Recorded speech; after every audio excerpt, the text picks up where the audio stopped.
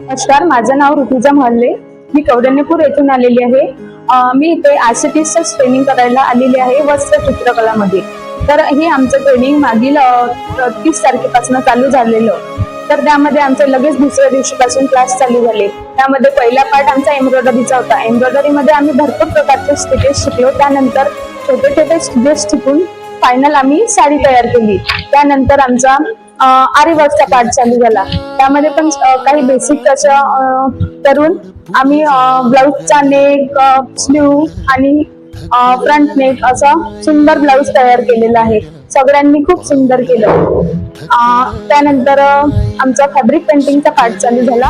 Fabric painting मध्ये आम्ही floral design आणि ब्लॉक प्रिंटिंग, त्यानंतर त्यामधलाच टाय डायचा प्रकार, ज्यामध्ये आपण धाग्याचा यूज करून कलर मध्ये डीप करून वेगवेगळ्या प्रकारचे टेक्स्चर कापडावर तयार करू शकतो.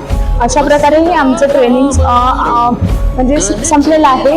तर ट्रेनिंग सोबत या ठिकाणी अदर नॉलेज पण खूप मिळालं, जसं बँकचं आणि लोन कसं घ्यायचे, काय कसं घ्यायचे, आणि एक आत्मविश्वास आलेला आहे की आम्ही इथून शिकून गेलो आहे तर आमचा बिझनेस नक्कीच म्हणजे सगळ्यांच्या मनात असं आहे की आमचा बिझनेस आम्ही नक्की सुरू करू. पाऊल थकलं नाही गड्या पाऊल. नमस्कार, माझं नाव मोना चांगोले आहे. मी चिचखेडवरून आहे. आम्ही इथे 30 दिवसाचं आरीवर्क प्रशिक्षणासाठी आलेली आहे.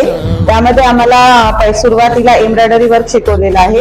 एम्ब्रॉयडरी वर्क मध्ये सुई कोणती वापरायची, धागे कोणते, याबद्दल आम्हाला बेसिक नॉलेज दिलेलं आहे. त्यामध्ये एम्ब्रॉयडरी वर्क मध्ये आम्ही प्रत्येक स्टिचेस शिकलेलो आहे. एम्ब्रॉयडरी वर्क मध्ये आम्ही एक साडी सुद्धा तयार केलेली आहे.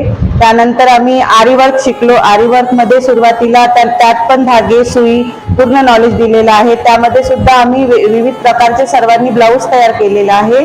आणि त्यानंतर आम्हाला पेंटिंग शिकवलेलं आहे.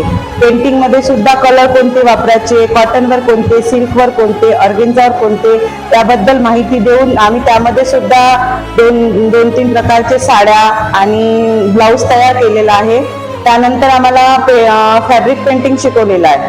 फॅब्रिक पेंटिंग मध्ये सुद्धा तुम्ही कलर कोणते वापरायचे, सिल्कवर कोणते, कॉटनवर कोणते, ते सुद्धा आम्हाला शिकवलेलं आहे. त्यामध्ये सुद्धा आम्ही साड्या तयार केलेल्या आहे. त्यानंतर डोळ्यामंदी पाणी तरी गळ्यामंदी गाणं, याचा हात पाठीवर सोनियाची खान.